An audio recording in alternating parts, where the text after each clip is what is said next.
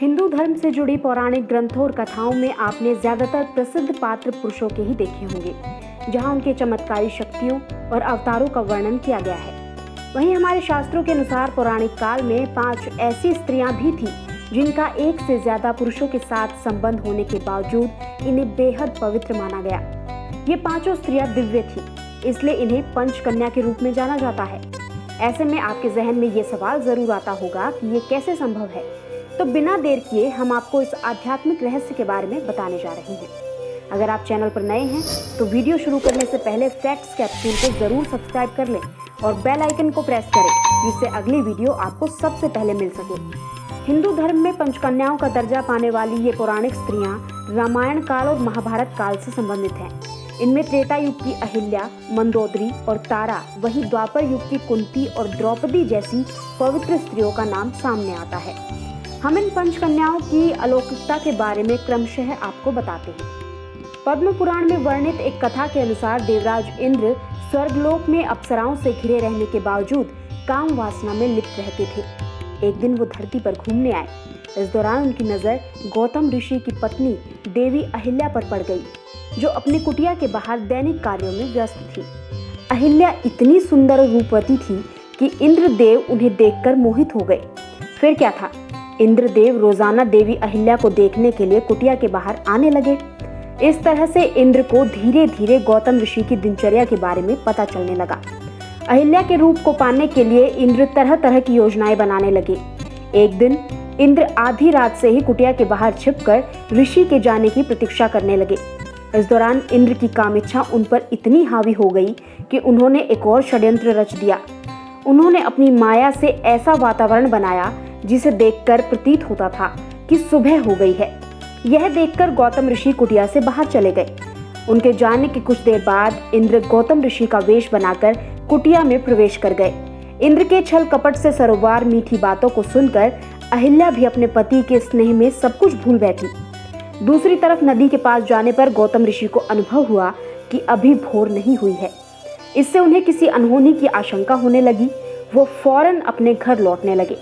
वहां जाकर उन्होंने देखा कि उनके वेश में कोई दूसरा पुरुष उनकी पत्नी के साथ है। यह देखकर वह क्रोध से लाल हो गए। उन्होंने इंद्र को श्राप देते हुए अपनी पत्नी को शिला में बदल दिया। बाद में प्रभु श्री राम अपने पैरों से स्पर्श कर उनका उद्धार करने के लिए आए। यही वजह है कि देवराज होने के बाद भी इंद्र की पूजा एक भगवान के तौर पर नहीं की जाती। किष्किंधा की महारानी और बाली की पत्नी तारा इन 5 कन्याओं में दूसरे स्थान पर हैं। पौराणिक ग्रंथों के अनुसार तारा समुद्र मंथन के समय निकली मणियों में से एक मणि थी। वह इतनी खूबसूरत थी कि देवता और असुर सभी उनसे विवाह करना चाहते थे। तारा के श्रीसागर से निकलने के बाद भगवान विष्णु ने बाली को उनका पति घोषित कर दिया। वहीं असुरों के साथ युद्ध के दौरान बाली के मारे जाने की अफवाह उड़ने पर सुग्रीव ने बाली की पत्नी के साथ विवाह कर खुद को किष्किंधा का सम्राट बना लिया। लेकिन जब बाली वापस आया तब उसने अपने भाई से राज्य और अपनी पत्नी को हासिल करने के लिए आक्रमण कर दिया। युद्ध में जीतने के बाद बाली ने सुग्रीव को राज्य से बाहर निकाल दिया। जहां श्री राम की मदद से ही सुग्रीव ने बाली का वध कर अपनी पत्नी और राज्य को वापस हासिल किया था। पंचकन्याओं में तीसरा नाम असुर सम्राट रावण की पत्नी मंदोदरी का है, जिन्होंने रावण के हर बुरे कदम पर अपना खेद जताया है। हिंदू पौराणिक ग्रंथों में मंदोदरी को एक ऐसी स्त्री के रूप में दर्शाया गया जो हमेशा सत्य के मार्ग पर चली। मंदोदरी रावण को हमेशा यही सलाह देती थी कि वह बुराई के मार्ग को त्याग कर सत्य की शरण में आ जाए। लेकिन अपनी ताकत पर गुमान करने वाले रावण ने कभी उनकी बात को गंभीरता से नहीं लिया। रावण की मृत्यु के बाद भी भगवान राम के कहने पर विभीषण ने मंदोदरी से विवाह किया था। कुंती को पंचकन्याओं में चौथा स्थान प्राप्त है। महाभारत काल के 3 ज्येष्ठ पांडवों की माता कुंती को ऋषि दुर्वासा ने एक ऐसा मंत्र दिया था जिसके अनुसार वह जिस भी देवता का ध्यान कर उस मंत्र का जाप करेंगी, वह देवता उन्हें पुत्र रत्न प्रदान करेगा। अपनी उत्सुकतावश कुंती ने इस मंत्र का प्रभाव जानना चाहा, इसलिए एक दिन वह भगवान सूर्य का ध्यान कर मंत्र जाप करने लगी। इससे प्रसन्न होकर सूर्यदेव प्रकट हुए और उन्होंने कुंती को एक पुत्र रत्न दे दिया। लेकिन उस समय कुंती अविवाहित थी, इसलिए उन्हें अपने पुत्र कर्ण का त्याग करना पड़ा। बाद में कुंती का विवाह हस्तिनापुर के राजा पांडु के साथ हुआ। पांडु को एक ऋषि द्वारा यह श्राप मिला हुआ था कि जब भी किसी स्त्री को स्पर्श करेगा उसकी मृत्यु हो जाएगी। पांडु की मृत्यु के बाद कुंती ने धर्मदेव को याद कर उनसे युधिष्ठिर वायुदेव से भीम और इंद्रदेव से अर्जुन को प्राप्त किया। पांडु की दूसरी पत्नी माद्री ने भी कुंती से इस मंत्र का जाप कर पुत्र प्राप्त करने की अनुमति मांगी, जिसकी मदद से अश्विनी कुमार को याद कर माद्री ने उनसे नकुल और सहदेव को प्राप्त किया। पंचकन्याओं में सबसे अंतिम नाम महाभारत की नायिका द्रौपदी का आता है।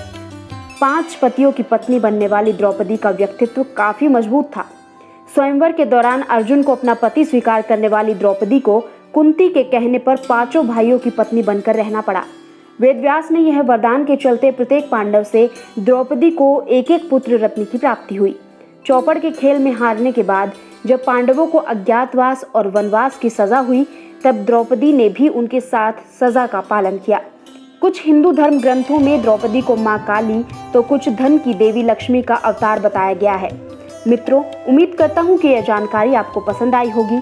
अगर पसंद आई हो तो लाइक ज़रूर करें और अपने दोस्तों के साथ शेयर करना ना भूलें। और हाँ, अगली वीडियो अगर आप किसी टॉपिक पर देखना चाहते हैं तो टॉपिक आप हमें कमेंट बॉक्स में ज़रूर बताएं। अब इजाज़त दीजिए। जय हिंद।